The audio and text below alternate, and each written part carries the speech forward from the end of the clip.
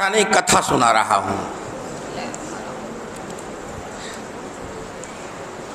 राम सेतु का निर्माण चल रहा था। वानर सेना,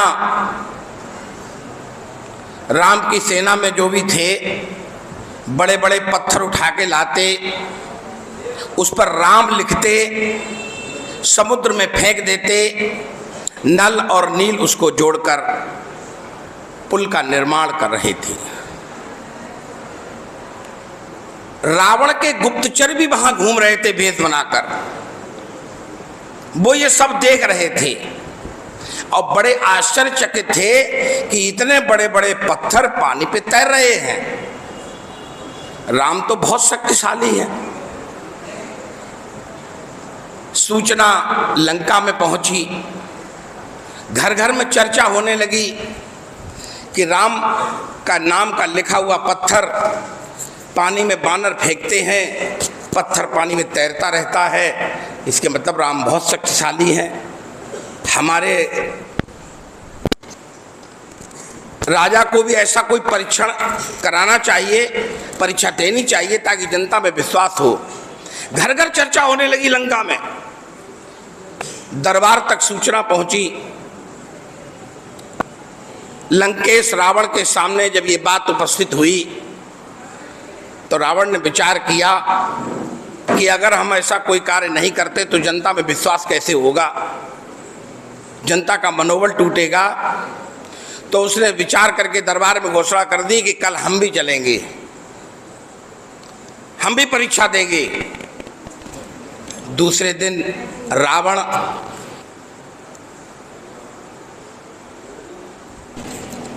जनता के साथ, दरबारियों के साथ, मंत्रियों के साथ समुद्र तट पर पहुंच गया।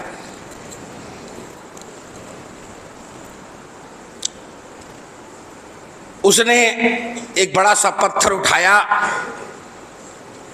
माथे पर लगाया, कुछ मंत्र पढ़ा, पत्थर को पानी में फेंका, पत्थर तैरने लगा। चारों तरफ अपने राजा की जय जयकार होने लगी। हमारा और जनता में ये चर्चा हो गई कि हमारा राजा कोई उनसे कमजोर थोड़ा ना है, हमारा राजा भी पत्थर तैरा सकता है पानी में। चारों तरफ जय जयकार होने लगी। सब लोग लंका में लौट आए। रावण जब अपने महल में पहुंचा तो मंदोदरी ने उससे एक प्रश्न किया कि महाराज मेरे सामने एक प्रश्न है, मैं पूछना चाहती हूं। रावण ने कहा बोलिए, क्या प्रश्न पूछना है?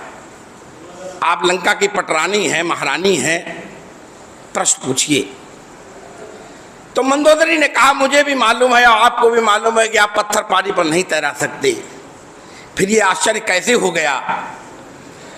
तो रावण ने मंदोदरी से कहा कि मैंने पत्थर उठाया, माथे से लगाया और पत्थर से कहा तुम्हें राम की सौगंध है, तैरते रहना, और पत्थर पानी पर तैरने लगा। इस बोध कथा से हमको क्या शिक्षा मिलती है? हम अपने इष्ट देव का स्मरण करके जब कोई कार्य प्रारंभ करते हैं तो हमें सफलता मिलती है। हम यहाँ वंदना में बैठते हैं, हम माँ वाणी का स्मरण करते हैं, हमारी ये पहली बेला है, हमारा पढ़ाई में मन लगता है। इसीलिए हमारे घरों में भी कहा जाता है राम से बड़ा राम का नाम, राम से बड़ा राम से बड़ा। इसीलिए तो कहते हैं सीताराम सीताराम सीताराम सीताराम।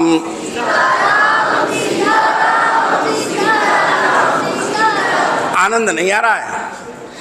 सीताराम सीताराम सीताराम सीताराम।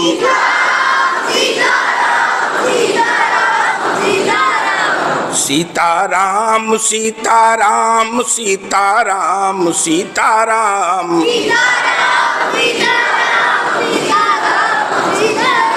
भज मन राम राधे श्याम सीताराम सीताराम।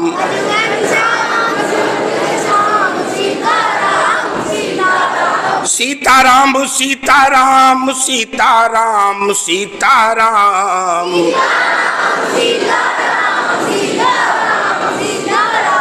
भज मन राम राधे श्याम सीताराम सीताराम।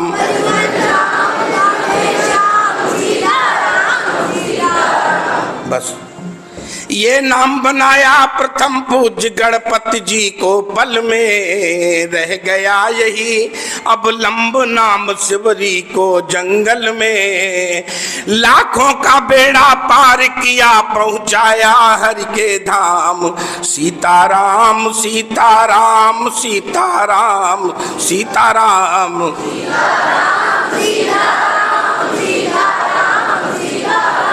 सीताराम सीताराम सीताराम सीताराम।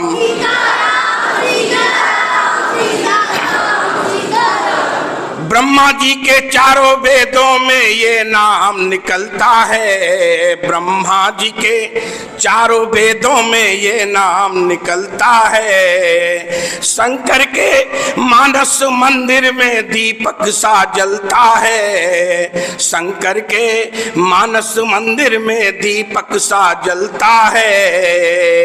नारद जी के बीणा से निकला यही है सुंदर नाम। सीताराम सीताराम सीताराम सीताराम सीताराम सीताराम सीताराम।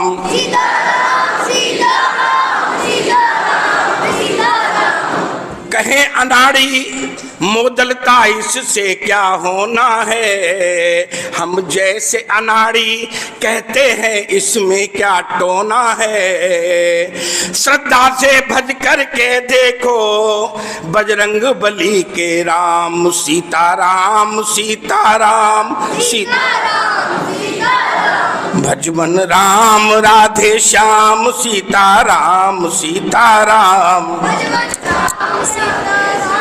स्काउट ताल करो।